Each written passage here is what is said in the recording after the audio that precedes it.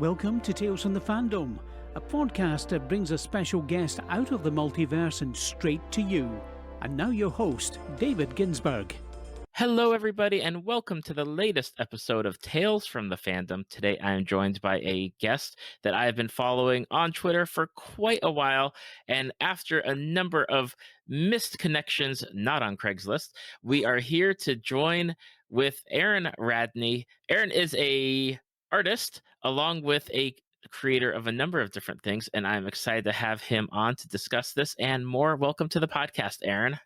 Thank you. Happy to be here. First time on any kind of podcast ever, so this is going to be a lot of fun, I think. I'm excited to have you. One of the things that I love when I see people on Twitter, and not only people on Twitter, but like artists on Twitter, is getting to see the wonderful artwork. It's one of the things where not only do I like to hit the heart and the like button, I love to give the comments because I know the Twitter algorithm is all garbage. It's a monster. I try my best. I'm like, even if it's just a short sentence of, I really like that, or that's really cool. I hope I do my part in maybe getting it out there to more people. And it really does help. Even small things like that are just wonderful. And even if it doesn't, it really does make our day. I know it's a little cheesy to say, but that really does make us feel good. Yeah, it's definitely something where I know there's this void where you feel like you're shouting into look at this, look at what I've done. And then there's crickets. And it's okay, I feel like I did good with this. Oh yeah. That is part of the life. That is part of the life. Artists and actors have this thing where there is a certain amount of outside validation we really want. And when that doesn't come, we have to, you need to do some work to make sure that doesn't break you. But yeah, that it always helps. It really does. It's that dopamine hit that we just don't get any other way. Exactly. We've got a number of different things that we're going to talk about today. We're also going to be talking about your artwork and other projects at the end of the episode. I'm going to start off with a fandom that I've not really had the pleasure of discussing with a number of people. I used to be into it back in high school, back when 3rd edition came out, 4th edition, and right around there, so late 90s-ish, and that is Magic the Gathering. All right. Now, how did you first get into Magic? All right, so this is a weird and long story. I was really into games in general a lot growing up, and in middle school, I was part of a gaming club in my school. But at the time, the big game I was playing was not Magic, it was Yu-Gi-Oh! And one of the teachers, a math teacher, was really into Magic. He was a younger math teacher. I want to say he was in his late 20s, early 30s maybe. And he was big into Magic. He liked talking about it, and I would see him and a couple other people playing it, but it wasn't really my thing, and I just forgot about it because I was really into Yu-Gi-Oh! At the time. And then sometime around senior year, I ran into a senior at my high school because I was also running a gaming club in my high school at that time. And the big popular game was still Yu-Gi-Oh! I was one of the top players in my school at that. But these seniors had been playing Magic, and I wanted to go ahead and give that a try. One of them built me a deck. It was not great, but it was a blue deck, a lot of flyers, a lot of counter stuff, and I didn't really understand what I was supposed to be doing or how the game worked, and I just kind of was like, not for me. Then after I graduated, and I put away Yu-Gi-Oh!, one of my buddies had gotten into Magic. So I had to be exposed to Magic 3 times before I jumped into it whole hog. And that time I learned not just the rules, but the philosophy behind the game. And this time it stuck. And I was hooked after that. Once I understood what the colors represented, what the strategies were supposed to be based on that, it was so easy to grok. And I've had a lot of fun playing it ever since. I'm nowhere near as good at playing Magic as I was at playing Yu-Gi-Oh! But I play Magic far more casually than I did Yu-Gi-Oh! Back in the day. I can get that. Our big thing was in school, it was Magic until it got banned. They were like, oh wow. Because we lived in the South. So that'll do it. Yep. And it was okay, Magic is completely banned. It was banned for, I know, I played it in 9th grade, but then at the end of ninth grade, it was banned up until like my senior year. And then they kind of relaxed on it because they realized it's not anything evil or bad. It's just a collectible card game. Yeah, there you go. So I know like one of the things that I love about Magic is like the colors and trying to get that deck. And it's something where even though I don't play Magic, like one of my favorite things to do is get to see like the new cards that they come up with. Not really for like the gameplay mechanics, but I love like the little bits of lore, and I love the artwork that they have for it. Yeah, I love the art. The art was actually the thing that really started drawing me in when I was in college, because at that point I was getting into Magic. I just graduated high school. I already knew I wanted to be an illustrator, and I was in art school for that. And that was around the time the Shards of Alara set was coming out, and the art was just gorgeous. And me and some of my art friends who were really into fantasy, we would spend hours poring over the high-res images for the new set. Even people I knew who weren't into the game, it was more of a professional curiosity. It was like, oh my gosh, how did they pull this technique off? Look at that lighting. Look at those color interplays. Look at how they're able to tell this story with these elements. And those were good times, and that was the thing that kind of keeps me connected with the game. Everyone has a favorite color or a favorite like deck combination. Is that something that you have? Oh yeah, big time. And just to provide information that you did not ask for, that combination for me is what is known as the Shard of Esper. My favorite three colors are blue, white, and black in the game. And that is what comprises the Esper Shard, and that is all about control and knowledge and perfecting things. It's very Vulcan in some ways as well. It's very because we're just going to cross all the fandom streams we can today. But yeah, it's that shard that's all about intellect and perfecting things and machinery and control and controlling your environment. It's very opposed to the two more emotional and instinctual colors of red and green in the game. Okay.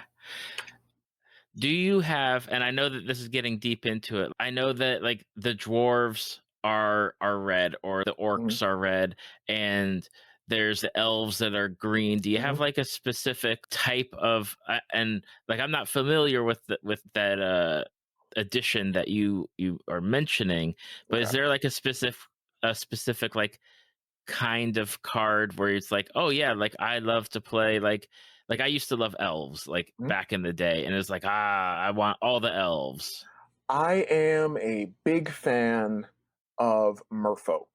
My first deck that I ever played in Magic, that was 60 card, that I was really excited about, was a merfolk deck that was primarily blue and black.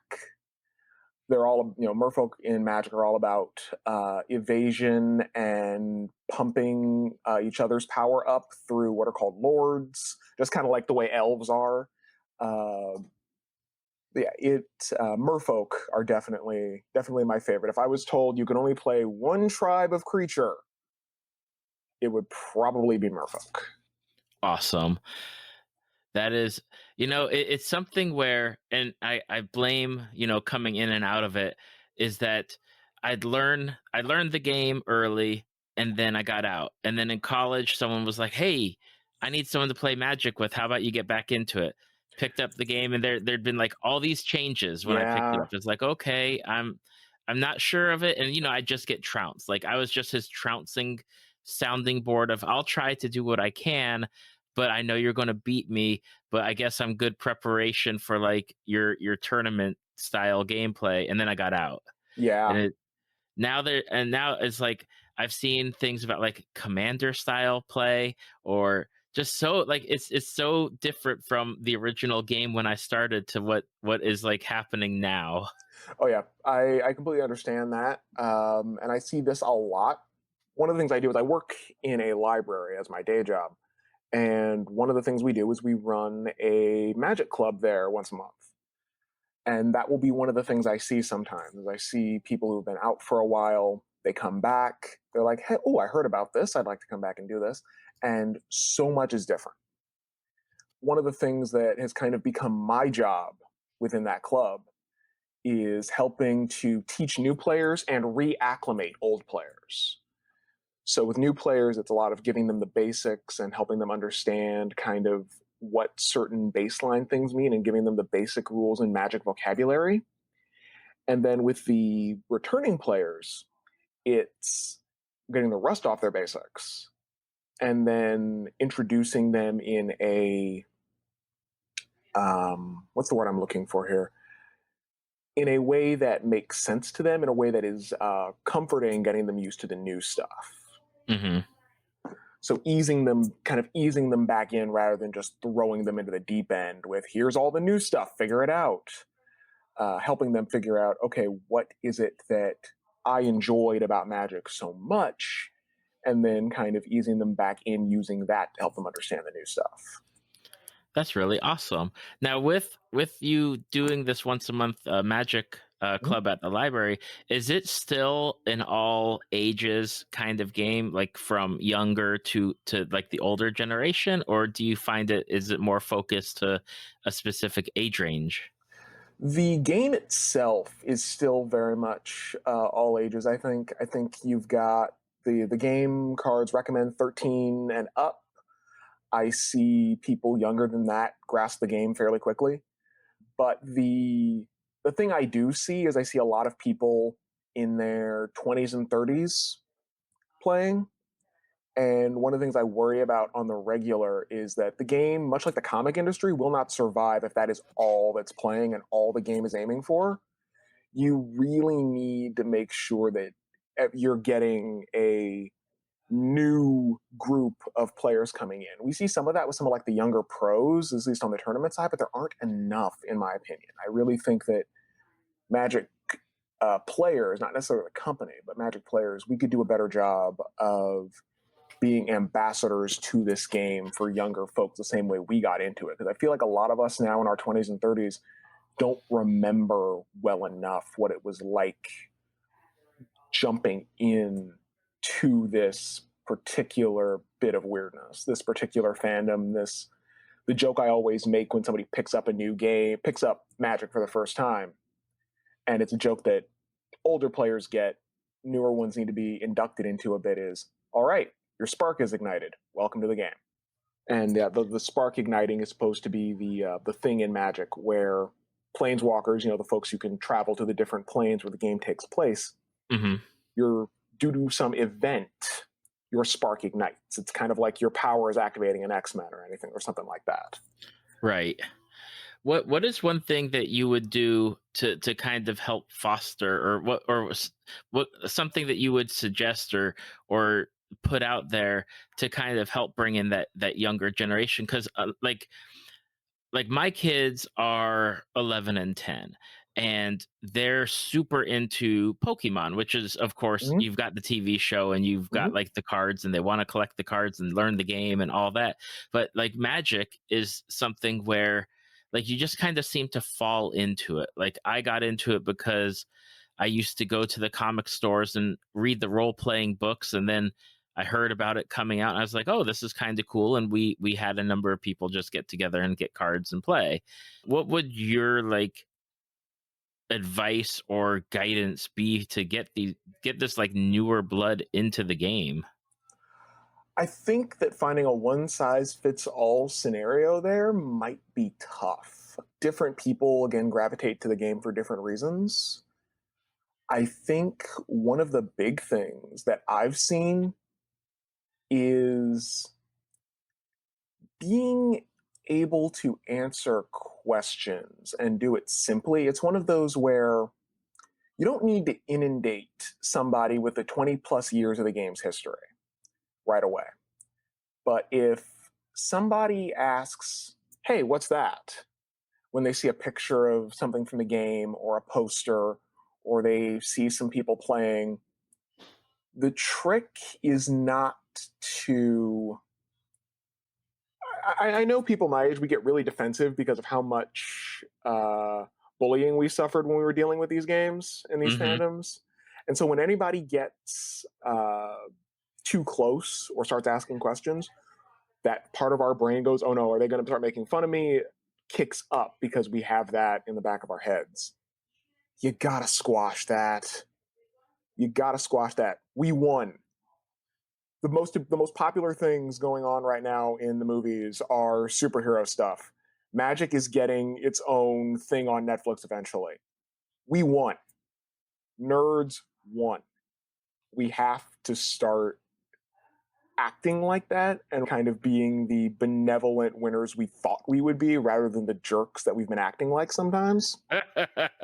So start from the assumption that this person is curious and find a simple way to go, this is a game we play as powerful wizards going into battle. And there are a whole bunch of different ways you can do that. And you get to decide kind of what kind of wizard you want to be. I think trying to, when you're interacting with somebody for the first time who's looking at this for the first time, centering on what they find interesting about it is important, because that's how that you're going to end up getting somebody to stick with this. If they really like the art, show them more of the art. If they're curious about what this means or what this story is, telling them a little bit about that works. Don't just jump into the dry mechanics or the rules. The first thing I always do with people is tell them about what the colors mean, what the philosophies are with them. And then they can gravitate toward, oh, I think like that. You know, if you explain to them, you know, red is all about passion, emotion, spontaneity, you know, doing what you love and doing it fast and with every ounce of your being, they might go, huh, I kind of live life like that. I like that kind of thinking. Maybe I should try red. And it becomes, again, giving them a way to express who they are and who they want to be through the game. And especially with younger kids who are getting to that point, because I see a lot of people, you know, that 10 and 11 range, who they're trying to help figure out who they are. And I know a few people who started doing that a little bit through Magic, where, you know, they were like, I really enjoy this idea of power at any cost. Maybe I'll try black. Or, you know, I really believe that we should all be working together and doing, you know, X, Y, and Z. Maybe I'll try playing white. And so it's just interacting with the person, and instead of trying to show, you know more about this than they do, because they already know that. Instead of trying to validate your own expertness in whatever this is, try to center them and figure out what they like about this and why, and try to help them gravitate toward that. Those kinds of experiences will help get more people in the door and keep them there than just, you know, dropping into a game and slaughtering them. That is some wonderful advice, and definitely something that I hope that people listening, especially those with like younger generation of maybe, you know, they go to the comic store or the gaming store to get in and play. I know that they have like the instruction, like our gaming store has come in and learn Magic and we'll teach you. And I know that there's also like that's still that generation where it's like, okay, you know, I've been playing for so long. I hope that people listening like kind of take that into consideration, because there is that need to have the continuous like new blood of players getting into the game to keep it going. And it's intimidating sometimes. This is a complicated game. And it can be intimidating to go into a situation like this where you don't know anything. And you aren't sure how people are going to react, and if they're going to react in a positive way. There was a woman that I knew online who wanted to get into Magic, but she was really worried about how she was going to be treated in a comic book shop, having no information about anything. And her experience is not solitary. This is not the first time I've talked to somebody who has had that concern or that issue. And it's not the first time that I have worked with somebody outside and on their own to kind of help get them up to speed because they weren't confident or comfortable going into a shop like that. Mm-hmm. So we really want to make this as comfortable an experience as possible because people don't learn things well when they're stressed. Yeah. And they don't I know that. And they don't want to stick around if something is going to be stressful. But I'm happy to say, that person found they did enjoy the game. They don't necessarily enjoy going out to, large groups of it, but they hang out with their friends and they play occasionally. I even sent them a deck that I had around that was built around stuff of their favorite cards. So like when I got into the game, somebody gave me my first deck. I didn't buy anything. They gave it to me. They had extras lying around. That was stuff I liked. And I did that for this person because I just wanted to pay that forward. That's awesome. That is the kind of thing that I love to hear. And I love to it's just something where it's just, of course, you're like, especially with Magic, you're going to have those extra cards. It's like, you're not doing anything with it. Why don't you, pay it forward? Or like with tabletop role playing, you buy somebody their first set of dice and get them invested like that. Mm-hmm. So what you also mentioned while we were talking about Magic was that you work in a library. And one of the things that I love to ask people on their surveys that I send out is like, oh, what can people like? What would you recommend? And you recommended a small publishing company called MV Media that I would love to find out more about because I feel it's something that a lot of people listening to this podcast would love to learn about and get to know. All right. So MV Media is the name of, as you mentioned, a small publishing company. The kind of owner, creator, proprietor of it is a gentleman by the name of Milton Davis. He is a author primarily of Black Speculative Fiction in a genre that's called Sword and Soul. You've got sword and sorcery fantasy. Sword and Soul tends to be Black speculative fiction and African-inspired fantasy. Most fantasy that we deal with, at least in the West, draws heavily from European history, European folklore. You've got Tolkien. You've got George R. R. Martin with Game of Thrones, The Song of Ice and Fire. You have everything that D&D is based on.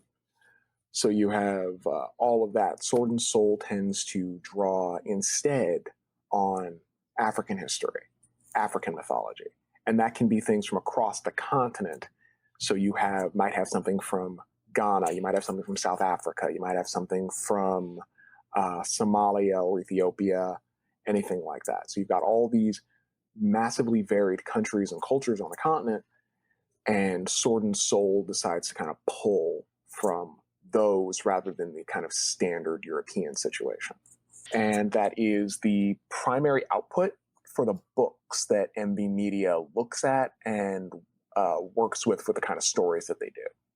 That is something that I think is lacking, at least, again, like mainstream eyes. You always see it's this, like, even if it's not, Lord of the Rings, Game of Thrones, Song of Ice and Fire, it's still by the same authors, still doing the same stuff, still doing the same European style, Middle Ages, that kind of fantasy, whether it's high fantasy or low fantasy. Yep. It's still that same, everything in that same vein, and you don't really see anything outside of that scope really kind of like breaking through, or even like having people even consider it. And it's something that, thank gosh for Twitter. Even though Twitter is sometimes really just like the way that it is. You can say it's kind of a trash fire. It's definitely a trash fire, but it's allowed for authors and artists that do like the covers or that do the interiors and stuff to kind of like break through and get their name out there, get their product out there. And it's like, it's such a fascinating thing. It's so, I want to call it's refreshing to be able to read something outside of the standard that has been like the past 100 years or so. Maybe more. And yeah, that was a big draw for me when I started dealing with MV Media. And they give a lot of space to Black authors who may not have a chance to do the self-publishing route, or they may not be especially confident in doing that. Going through MV Media, they can help with that. There's a few authors I've worked with, and the proprietor, Mr. Davis, who they've had a lot of experience doing the self-publishing and going through that whole situation. And so it's a good place to find talent you might not find elsewhere. And they do a few different things. They've done anthologies, which again give lots of different authors an opportunity to try things. And there's a host of various genres within Black Speculative Fiction that the company works with that their catalog is definitely worth an examination. Do you have and I hate to say do you pick favorites, or would you have some great entry books or entry authors for people that are listening, and recommendations of what maybe people would love to dive into or check out to get a taste of it? Okay, I'm going to suggest a couple of things from MV Media, and I'm going to suggest a couple of things from more broadly, if that's all right. Of course. Okay, so from MV Media, one of the things that I would take a look at is called Griot, Sister of the Spear. That is an anthology setup. There's a few different stories from different authors in that book. And the reason I say Sisters of the Spear specifically is that is the first anthology that I ever got to illustrate something for with MV Media. There is a story in that anthology called Blood of the Lion that I did the interior for, which was a lot of fun and actually kind of set me onto this path. And I know we'll talk more about that later. But Griot, Sister of the Spear is good. It's a nice little sample platter of different authors with different styles and different focuses. The next thing that I would say is, again, from MV Media, is called Shanga's Safari. That's a bit of a blind recommendation, but it is I think if you want to get a sense of kind of Sword and Soul and how it fits into the broader fantasy tapestry, everything I've seen from Milton tells me that's a good place to look. Then spreading more broadly to Black authors kind of in general. N.K. Jemisin is really she's really hot right now. And she's another one with a bit of a blind rec, but it's one that I feel confident about. I just finished reading Children of Blood and Bone from Tomi Adeyemi, I believe is her name. Let me make sure I get this right. Let me make sure. Yes, Tomi Adeyemi is her name. I finished the first book in that. That's a really good entry point, I think, especially if you were a fan of Avatar: The Last Airbender. Children of Blood and Bone just on some level, feels like Black Avatar: The Last Airbender, and that is a compliment. That is a very strong compliment. I've talked to people who they were like, it just felt like, kind of derivative of Avatar, and I'm like, didn't you read the Aragon books and love those? That's literally just Star Wars. I don't understand your frustration here. If you're gonna be inspired by something, be inspired by really good stuff. Star Wars is fine, it's good, but so is Avatar. So I don't understand why you have the issue here. I'm not even kidding. That is literally a conversation I had with somebody. But so that's another good one. I'm in the middle of reading some books by L.L. McKinney right now, who seems to just be on a mission to do Black versions of as much of the standard literary canon as you can think of, and I'm here for it. And I also finished reading a book that is probably my highest recommendation on this list right now, which is called The Rage of Dragons by Evan Winters. It is a fantasy revenge novel inspired by Xhosa culture. So that's South Africa. That's the same culture where the language from Black Panther came from. Okay. And the book is terrifyingly good. It's been a long time since I've had a book grab me that hard and make it so it was very hard to stop reading. Once that book got going, I could not put it down. It felt like some of the best bits of reading fantasy and watching anime rolled into the same book because of the way the hero is set up. It's a really strong entry point. If you've got a history of reading fantasy and wanted to read something different, I would say go right to that. That sounds incredibly awesome, and I'm going to have to put it on my list when I'm editing this episode. I will make sure to write down these book titles and put them in the show notes for everyone, so that way they can click on them and get take a look at them.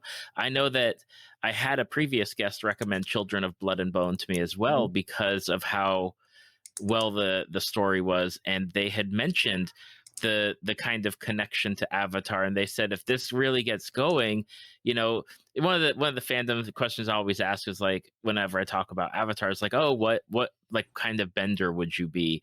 And she said that if it gets popular enough, you'll be asking like what kind of, like, and I'm not familiar with it to like pull it out there, but like what kind of insert name thing here would you be from this series? Yeah, that would definitely be a thing I could see happening. It's got the potential to be a little more awkward than Bender, though, because the powers in Children of Blood and Bone are connected with the Orishas. And the Orishas are part of a living, active belief system, something that is connected with Tomi Adeyemi's culture. But there are times that I worry on some level of that, bordering on some of the issues we see with like people asking, what's your spirit animal? And I'm like, you don't have one. Yeah, I've been, when I see people say that, it gives me the cringe, because I've at least been around enough people that are like, you know what, that's not cool. Like, you shouldn't do that. And then of course it got switched to like, oh, well, what's your Patronus? And then J.K. Rowling came out to be like a nasty old woman. And like that's one of the things where even like when I saw that on Twitter, I was like, okay, I'm not talking Harry Potter anymore on the podcast. I don't want to do it. That's it. The two I use to kind of get around that are patron. So we steal a term from D&D, or we go with guardian ghost and we steal from Shaman King. There you go. And those are both great options there. I'll have to keep that in mind for when I have to bust something out like that. Now, and you got a great segue. Mentioned a patron from D&D. I think one of the big things is a lot of my connections on Twitter is with the tabletop gaming community. I think that is how we got connected, actually, now that I think about it. I think you showed up on my radar kind of after I had an explosion from getting in touch with more tabletop RPG folks. That may have been. I mentioned it with another guest recently. I was like, I really wish I could go back and find out like the thing, like, why did I follow this person? And normally, like with artists, it's like I like their art well enough to be like, I want to keep seeing what is being put out. But we're in that same kind of circle. I'd love to know like how you originally got into tabletop gaming. So this is another kind of long walk. A lot of it actually connects back with that gaming club that I ran when I was in high school. Around senior year, the math teacher, actually, no, it wouldn't have been senior year, it would have been junior year, because that was when I had this math teacher for the first time. They found out that I was running that club because I was in their class. They never had any reason to be connected with it before. And I let slip that I had to prepare for a meeting or something. And he mentioned he played Magic and he played D&D and he wanted in. So he kind of became the second sponsor for the club. The head librarian for the school was already our main sponsor. He became the second. He came in, played Magic, and after a while, he wanted to start doing D&D. And I had been interested in that before, and I was like, yeah, definitely. I knew we had some people that had asked me about that before, and I just didn't know anything about it. So having somebody who did, that I could delegate that to, sounded great. And that's what we ended up doing. But I never got the opportunity to participate because I was too busy running the club. So between being the head judge for the club, managing stuff for tournaments, managing the treasury and all those things for the club, measuring the general functionality of it, I never got time to actually sit down and play. But I watched and I enjoyed it, and I was like, yeah, maybe eventually. Then in college, somebody tried to put a Pathfinder game together, and I was like, oh, okay, that's a little bit like D&D. I want to try that. And that fell through, and that never happened. And eventually, years and years later, after I got out of school, there was a lull in everybody's things going on. One of my buddies said he wanted to do a Pathfinder game. And I didn't know anything about Pathfinder really, other than that one time we had tried. So I didn't know what I wanted to play, I didn't know how I wanted to do things. Pathfinder is really complicated. Pathfinder is so complicated, man. And for a newbie, like, I have no idea what I'm doing. So I started doing research, because that's a thing that I do. If I don't know something, I'm going to try to learn about it before I do it.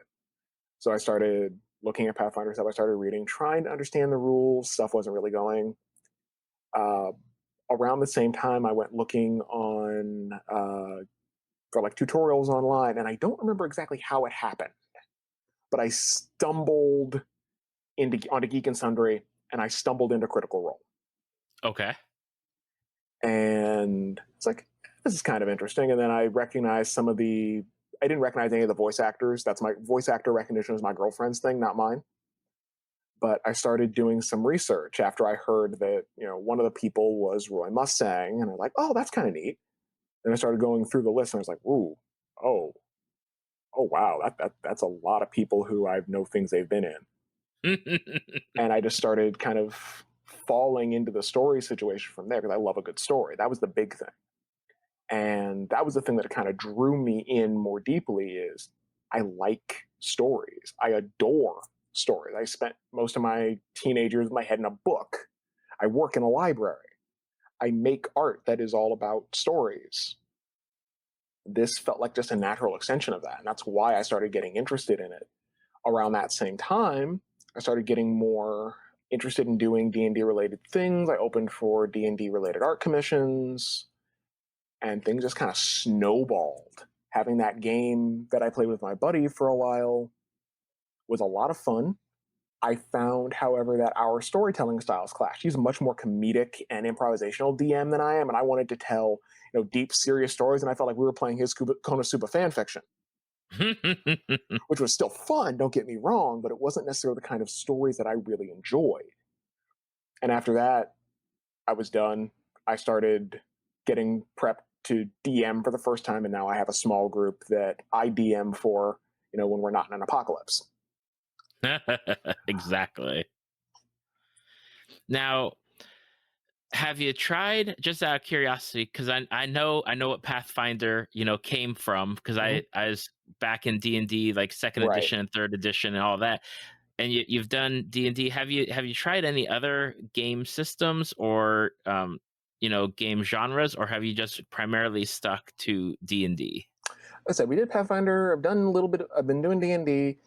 I supported a game again from coming back to MV Media. They had a thing called Ki Kanga, which is a African-inspired RPG, which I supported a Kickstarter for that. I got the rule book for it. I think I lost it when we moved, and I really wanted to try that one because that had a different randomization system. It used cards instead of dice. It used playing cards, a playing card deck, to determine your random things. And I had never gotten an opportunity to really dig into it and try it. But that's one that was another one that I was interested in, and I'd been reading the book, and I just can't find it anymore. Still a little salty about that. But yes, that's the other one that I've tried.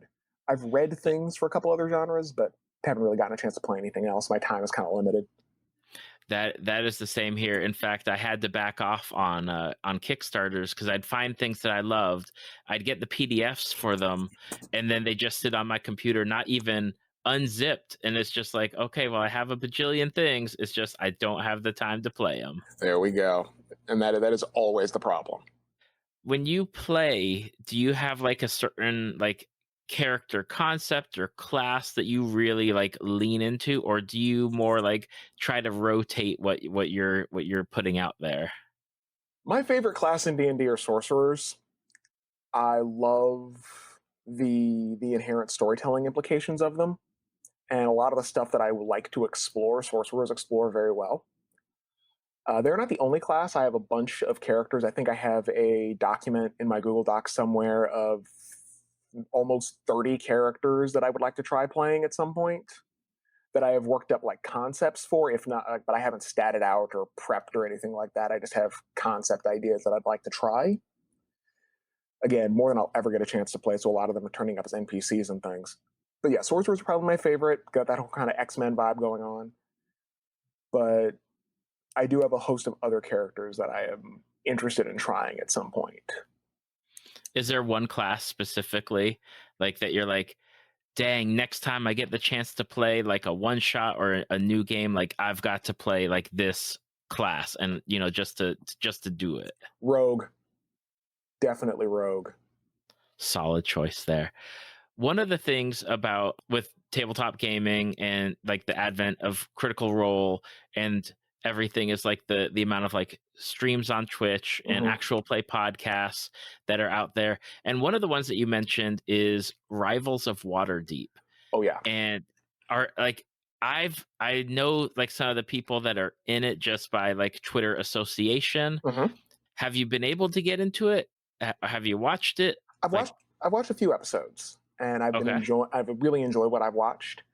It's definitely a very different vibe from CR, which is great. Actually, I think that having that different vibe is very important, because it helps people get a better sense of what you might actually be walking into in a game. Absolutely. And I think that's one of the things where with the advent of like Twitch streaming and the podcast, you hear so many different ways to play it, and so many different like things where you're like, I didn't know you could do that. Well, yes, in this person's game you can do it. Yep.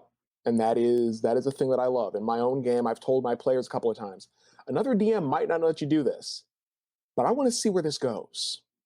Absolutely. And I know that with Rivals, that's one of the streams that really gets a lot of mentioning, but at the same time, I've seen where it's like they don't get mentioned enough or brought up enough. Agreed.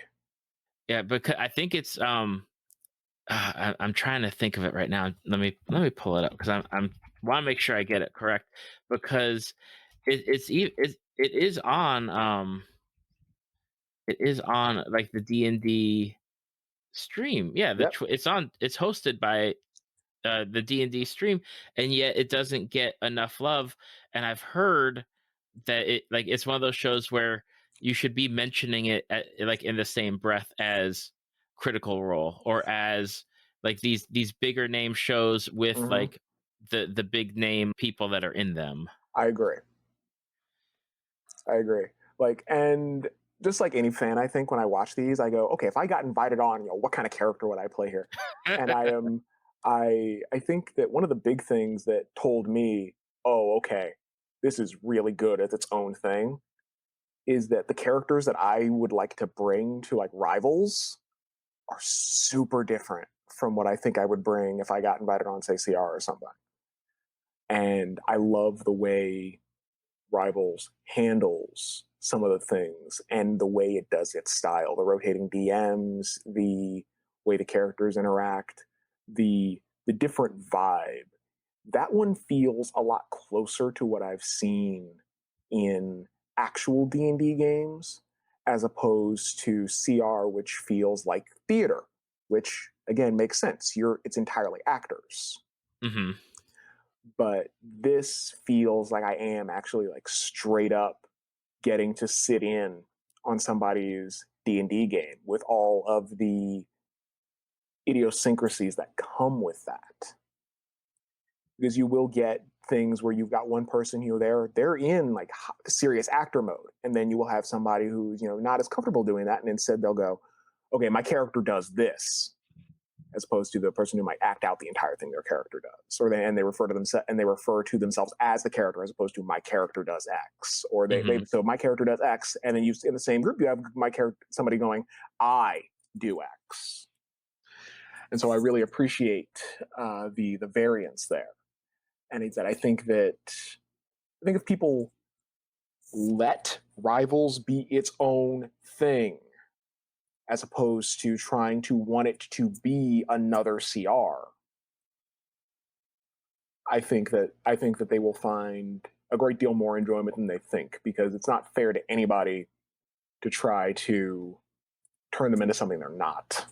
That is definitely something that I have to agree with. I know that that's also one of the things where people are like, "Oh, I'd love to run D&D, but I'm no Matthew Mercer." And it's like, no one's Matthew Mercer. No one's going to be him.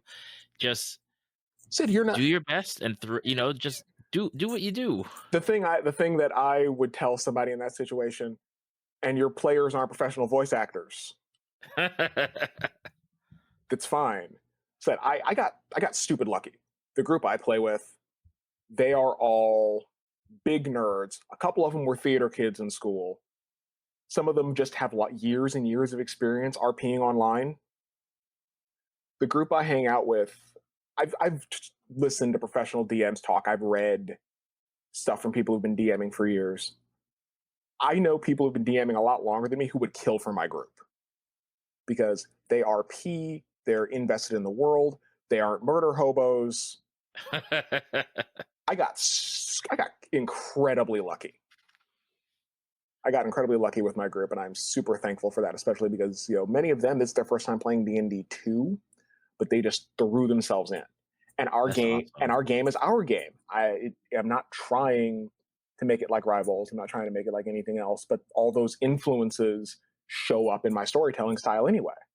So just have the fun with it and figure out kind of what you and your group enjoy. I think one of the things that I read somewhere that really struck was, if your group is having fun, you are already a good DM. You are already a great DM if you are ensuring that your group is having fun and you are trying to make sure that their enjoyment is in the front and center of your mind as you prep and plan for things.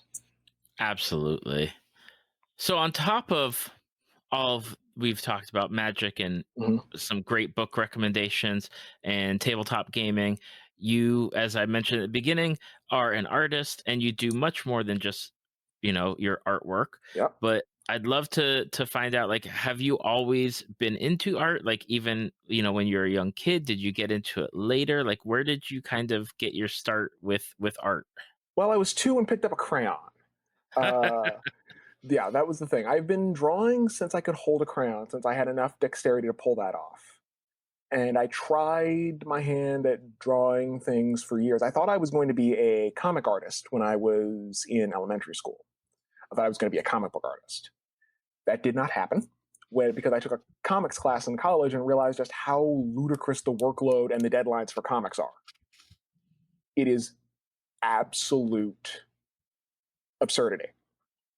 Nobody should put themselves through that. I don't understand how actual professional comic artists pull it off. You have to love comics so much to do that, because your deadlines are ridiculous and your profit margins are minimal. But then years and years later, I read a book where the main characters were illustrators. And the whole thing was they could bring their illustrations to life. The book is called Galatea in 2D, if you're interested. That is a mythological reference I didn't get at the time. Thankfully, the book is nowhere near as creepy as the mythology that inspires that title. But that was the book that made me realize, wait, book covers are paintings? And then I went through all the books that I'd read as a kid, and I was like, wait, yeah, these are paintings. And I was like, you can make a living doing this. And I was in late high school at that point. Had an art teacher who gave me the best backhanded compliment I've ever received, and it's just something I have held on to my entire life. She said, "Aaron, you are probably already a better illustrator than I will ever be, but I am not teaching you illustration." I kind of ignored the last part of that and just hung on to the "you're probably already a better illustrator than I'll ever be," and just kind of ran with it. And so that's what I went to college for. And I started really getting interested in doing fantasy illustration. And I tried doing kind of standard generic fantasy illustration for years when I was in school and for a little while after I got out.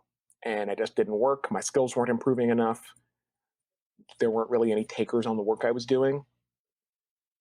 And then around 2015, I got in touch with that MB Media guy, Milton Davis, and he was looking for art for this book anthology he was doing, The Sisters of the Spear. I got in. I read. He had seen my work and liked it. I read the story that I was going to illustrate that I had been assigned, and it was like a light bulb went off. It was, again, Black Speculative Fiction. It felt so much easier, so much different, so much more fun than anything else I had done up to that point. And I was like, yes, this is what I need to be doing. This is the stuff that I need to be doing, because this is where the feeling of, yes, this is mine, was missing. And the trajectory has been just so much better ever since that. With your art, I know you brought up like that, you'd done like the typical fantasy. Like, what was it about that you didn't like, that you didn't connect with? What was it where you're like, you know what, this is not for me? It felt like I wasn't quite making it my own enough. Like I wasn't invested in the way I needed to be. A lot of the tropes and a lot of the stuff I was familiar with. I said I grew up reading things like the Dragon Riders of Pern, the Belgariad, a host of other various fantasy things, and I was very familiar with all of these things. But trying to find my own way of doing them, trying to find a way where I could say something that hadn't already been said a million times by people who were significantly more skilled than I was a struggle. And there were times I felt like the image was fighting me. Which is if you've ever felt like a two-dimensional thing that really only exists in your head is fighting you, if you've never felt that, it's a very peculiar thing to feel. But then this happened, and it felt natural and right. And I was seeing things in the work that I didn't really see too many other places. I was like, okay, let's embrace this a little bit and see where it goes. And I have not been disappointed since. What has your experience been? Because again, we've talked about Twitter and the trash fire that it's been, but what's been your experience as an artist on Twitter? Because I know everyone has their own different experiences with like social media, and specifically like artists on social media. Well, first I'll preface this by saying I'm not especially large. I don't have an especially large following. It's much bigger than when I started. This time last year, my following was not even 200 people. And now I'm 200 shy of my first 1,000, which still blows my mind a little bit. But so there's a lot of stuff I've been insulated by just the fact that people don't really know who I am a lot of the time. So I don't really have to deal with the kind of trolls or obnoxiousness that sometimes comes when you have a very large following. But my experience from the people who have been gravitating toward the art I make has been uncharacteristically positive for the stereotype of Twitter. And I am well aware that my situation is a little uncharacteristic, but I'm thankful for it. People have been very enthusiastically supportive of my work. There have been lots of people who have been feeling like, yes, this is something that I have been missing and I've wanted to see more of. And so they've been very enthusiastically supportive of the work that I've put out. I've gotten a chance to interact with people in the tabletop space doing similar things to what I'm doing that I would have never gotten to interact with before. And it's nice seeing that I'm not climbing this mountain alone.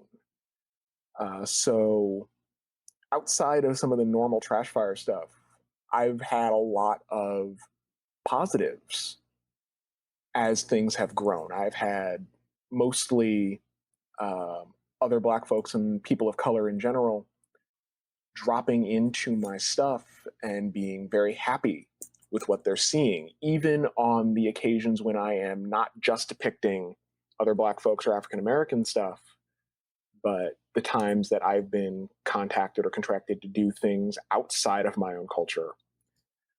Those have been really positive as well. And I've worked really hard to try to keep it that way.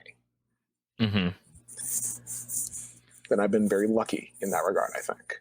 I mentioned at the beginning that not only are you an artist, you also are a creator. And one of the things that you're also working on is you are world building. Yes, I love What world building. what are you world building, and why are you world building it? So one of the things that I world build I have a Patreon. We'll connect that in the show notes. But one of the things that I really like is setting up worlds where my art takes place. I like having stories that connect to the art that I make. And so all the pieces I make are connected with different worlds. Partially because, again, I really like Magic the Gathering, and they go to different worlds every time, and they have to world build something new for every set, and I really enjoyed that. And so I like the exercise. So I want to work for Wizards at some point. I like the exercise of doing the world building and creating art that is connected and grounded within its world. I have 5 that I build with my Patreon, and each one of them deals with different things, different concepts, different ideas, different themes. And it is a exercise in creativity, making sure that certain things feel like, okay, they are grounded in this world, and this looks very different and means very different things than this other piece that is grounded in a different world. And I do that, again, through the Patreon, both as a creativity exercise and to make sure that my work doesn't fall into kind of a mishmash, that everything has a certain amount of specificity. And people like stories. It helps to kind of sell and ground the work. Makes it more fun for me, too, in the end. Absolutely. What I guess as a good last question, like if there was a property that they came to you and were like, we want you to do the art for, like which property would you like most jump at? That like, would it be Wizards, like for D&D? Would it be like Magic the Gathering? Would it be like a book series? Like who would you ideally like like dream client to get your art out there with? Oh, that's hard. That's a really hard question. I don't know. Wizards has been a long time desire for me. I would love to work on something related to a Magic set. But I don't know. There's a part of me that wants to say if L.L. McKinney, she is again, she's a Black Speculative Fiction author. She does the 2 books that I know are kind of her big things right now are A Blade So Black and A Dream So Dark. They're Alice in Wonderland reimaginings. And she's working on a whole bunch of other stuff right now. If she came to me and was like, hey, we want you to do the cover for my next book, I'd probably drop everything I was doing to do that. Just because, again, I love the energy that she's put out there lately. But said I don't know. I really don't know what a good answer for that would be. There's a whole lot of folks that I would love to get the opportunity to work with. I'm young. I'm still kind of in the beginnings of my career, so there are just so many. I can respect that. There's I mean, it's just waiting. Come on, people. Listen to this podcast episode and go hire Aaron. I would love that. Now, for people that have listened to this episode and they want to find you out there on the internet, which is where we all live nowadays, what would be the best places for them to find your work, or to check to give you a follow, to check out what you are doing? Well, one of the first places you can find the bevy of the work that I make is at my website. That is aaronradney.com. That's AARONRADNEY.com, all one word. If you want to talk to me for one reason or another, or get updates on what's going on, you can usually do that on the Twitters at Aaron_Radney. So again, that's my first name and my underscore my last name. You can find me on Patreon at patreon.com/Aaron Radney. Try to make those as easy as possible, using my name as many places as possible. And yeah, those are some of the better places to look for me and what I do. And if you like what I do and want to say hi, I would be more than happy to hear from folks. Awesome. Well, I will have all of your links in the show notes on the podcast, the Facebook page, and my website. So that way you can just easily click and go to wherever you want to go to check out Aaron and his work and possibly hire him for your work, because that would be really awesome. And Aaron, I want to say from the bottom of my heart, I have enjoyed recording this episode with you today, and I am excited for when it comes out and people get to listen to it. I am super excited as well. Thank you for getting to sit down and do this with me. This was a great first experience with this kind of thing. I've had a lot of fun. Thank you for listening to Tales from the Fandom. Subscribe to us on iTunes or your podcast app of choice. Follow us on Facebook at www.facebook.com/talesfromthefandom to see photos, links, leave feedback, and check out upcoming guests. If you'd like to be a guest, email David at talesfromthefandom@gmail.com.